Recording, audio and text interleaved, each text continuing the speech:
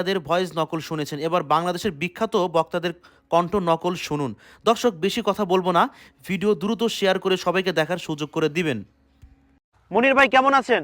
এই তো ভাই ভালো আছে, কিন্তু আপনি একটু চিনলাম না ভাই, সেই অত দূর নিয়ে আসতেছেন।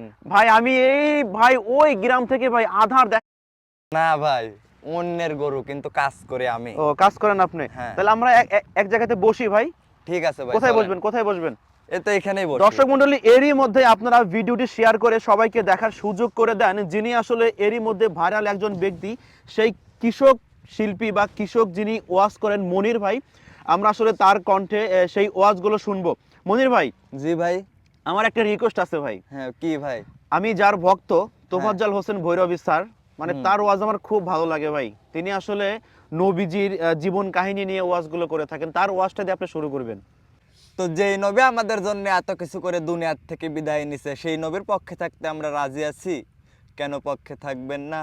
আমার নবীর জীবনী উম্মতের ব্যথায় কত ব্যথিত। আমার নবী যেদিন এই দেশ থেকে বিদায় হয়ে যাবে, সেদিন আমার আল্লাহ জিব্রাইলকে দিয়ে খবর পাঠাইছে, ও ভাই জিব্রাইল শোনো, আমার বন্ধু এ রক্তে মাখা জমিনের মধ্যে থাকতে পারবে না। আমার বন্ধুর দেহ মুবারক আমি আল্লাহর আরশের ডান পাশে দাফন হবে। জিব্রাইল খবর নিয়ে ডাকতেছে, হুজুর আল্লাহর সালাম গ্রহণ করুন। আমি জিব্রাইলের সালাম গ্রহণ করুন। আল্লাহর নবী গো, আপনার দেহ মুবারক আল্লাহর আরশের ডান পাশে দাফন হবেন, আপনি খুশির সহিত কবুল করুন।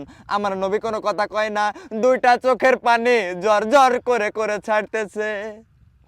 জিব্রাইল বলেন, ইয়া রাসূলুল্লাহ, এত সুন্দর প্রস্তাব নিয়ে আসলাম, কোনো কথা কন না, খালি কাঁদেন কেন জানতে চাই।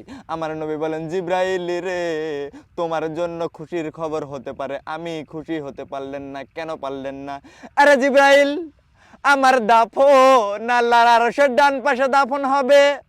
আমি জানতে চাই আমার গুনাহগার উম্মতের দাফন কই হবে রে? জিব্রাইল বলেন, ইয়া রাসূলুল্লাহ, আপনার উম্মতের দাফন এই জমিনের মধ্যেই হবে। আমার নবীর কান্না আরো বেড়ে গেছে।